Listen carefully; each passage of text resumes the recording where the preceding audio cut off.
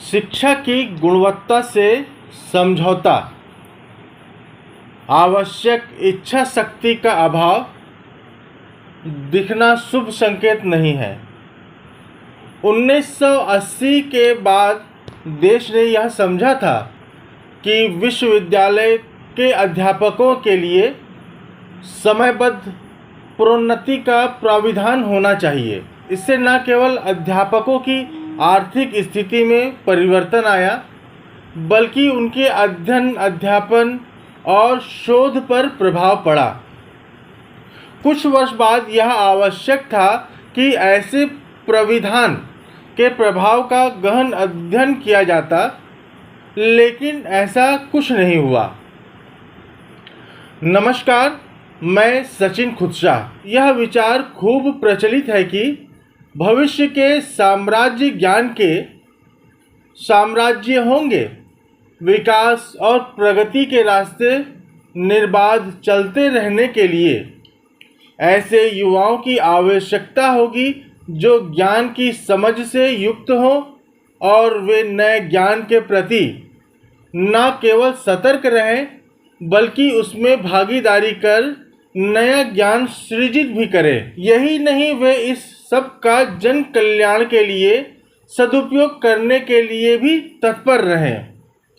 चुस्त दुरुस्त स्कूल शिक्षा व्यवस्था तथा शोध एवं नवाचार में अग्रणी विश्वविद्यालय इसकी पहली आवश्यकता होंगे। भारत के पास अत्यंत विस्तृत ढांचागत स्कूल स्तर से लेकर उच्च शिक्षा और शोध के संस्थान हैं। कमी यह है कि इनकी साख, स्वीकार्यता तथा गुणवत्ता में भारी अंतर है। आर्थिक संसाधनों की कमी इसमें सबसे पहले आती है।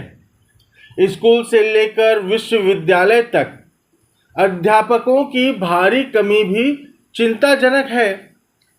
स्कूली अध्यापकों की नियुक्ति में रिक्त पदों की संख्या कुछ राज्यों में तो लाखों तक पहुंचती है।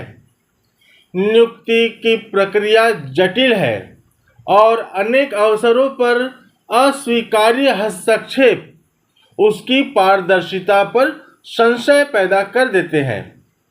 पिछले कुछ वर्षों से कुलपति और कुलाधिपति के स्तर पर नियुक्तियों को लेकर विवाद उठते रहे हैं।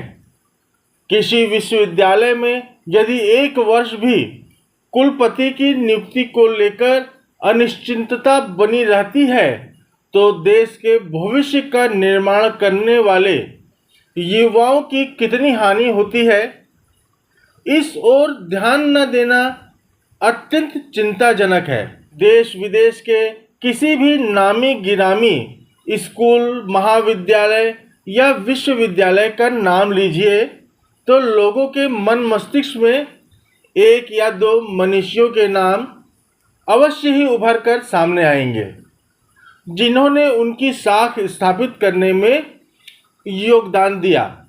भारत की ज्ञान प्राप्ति की परंपरा प्राचीन समय से ही विश्व प्रसिद्ध रही और यहाँ के नालंदा जैसे विश्वविद्यालय सुदूर देशों के युवाओं और विद्वानों के आकर्षण का केंद्र बने। वे यहाँ आए, अपनी ज्ञान की खोज को आगे बढ़ाने में सफल हुए और संतुष्ट होकर वापस गए। वे भारत के प्रशंसक बनकर गए। लेकिन अब स्थिति बदल रही है। आज भारत इससे चिंतित नहीं कि लाखों युवा पढ़ने के लिए विदेश जा रहे हैं। प्रतिस्पर्धा के इस दौर में सभी को अच्छी गुणवत्ता वाली शिक्षा चाहिए।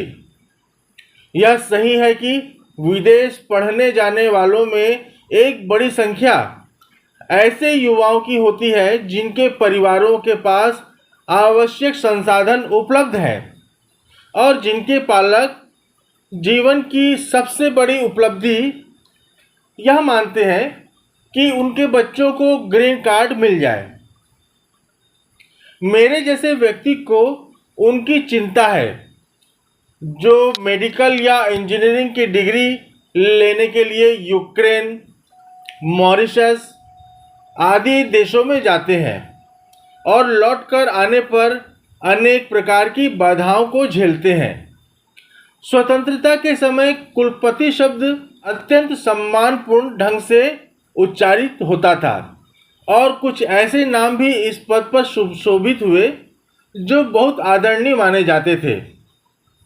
आज देश में 1000 से अधिक विश्वविद्यालय हैं और उनमें कुलपति के पद पर नियुक्ति की इच्छा रखने वालों की संख्या तेजी से बढ़ी है। समय के साथ जो बदलाव हुआ है उसका प्रभाव इन नियुक्तियों पर भी पड़ा है। आज ऐसे लोगों की संख्या तेजी से बढ़ रही है जो 3 से 4 बार विभिन्न विश्वविद्यालयों में कुलपति पद सुशोभित कर चुके हैं और अगली बार भी कुलपति बनने के लिए प्रयत्नशील रहते हैं। देश को कुलपति नियुक्ति प्रक्रिया पर गहराई से पुनर्विचार करना चाहिए। प्रचलित प्रथा लगभग 2 दशक पहले प्रारंभ हुई थी। आवेदन मंगवाकर और साक्षात्कार के लिए समिति के समक्ष बैठकर चयन करना इस पद की गरिमा के अनुकूल नहीं है। देश का राजनीतिक नेतृत्व जब लगातार विद्वत वर्ग से प्रेरणा लेता रहता है तभी लोकतंत्र की गति सही दिशा में बनी रहती है। आज़ादी के समय भारत के पास विज्ञान के क्षेत्र में जो विशिष्ट वैज्ञानिक नेतृत्व उपस्थित था, जिनके पास भविष्य दृष्टि थी, वे वैज्ञानिक क्षेत्र में उत्कृष्टतम ज्ञान और तकनीक से परिचित थे तथा उसके भविष्य के स्वरूप की संकल्पना करने में सक्षम थे।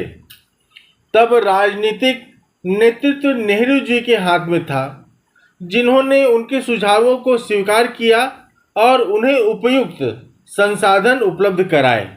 इसी कारण भारत परमाणु शक्ति, अंतरिक्ष विज्ञान और कृषि जैसे क्षेत्रों में प्रगति कर सका। भारत की इन क्षेत्रों में क्षमताएं लगातार बढ़ी हैं। ऐसी ही क्षमता भारत के पास शिक्षा के क्षेत्र में भी है, लेकिन अनेक कारणों से इस क्षेत्र में गुणवत्ता बढ़ाने के लिए इच्छा शक्ति निर्मित नहीं हो पाई है।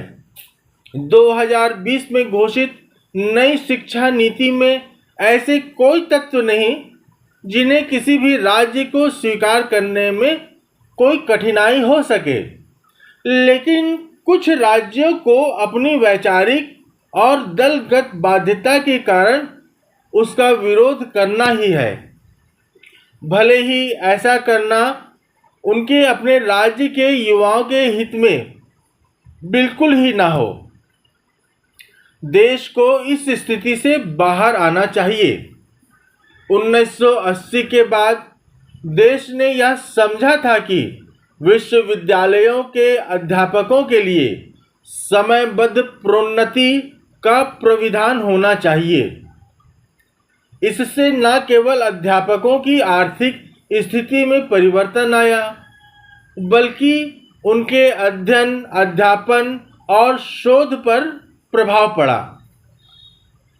कुछ वर्ष बाद यह आवश्यक था कि ऐसे प्राविधान के प्रभाव का गहन अध्ययन किया जाता, लेकिन ऐसा नहीं हुआ। समयबद्ध प्रोन्नति के प्राविधानों का शोध और उसकी गुणवत्ता पर जो प्रभाव पड़ा, उसका भी समय समय पर गहन अध्ययन आवश्यक है। शिक्षा की गुणवत्ता के संदर्भ में कोई कोताही या देरी स्वीकार्य नहीं होनी चाहिए। ऑनलाइन बुलेटिन का यह चैनल आपको कैसा लगा, आप हमें कमेंट कर बताइए।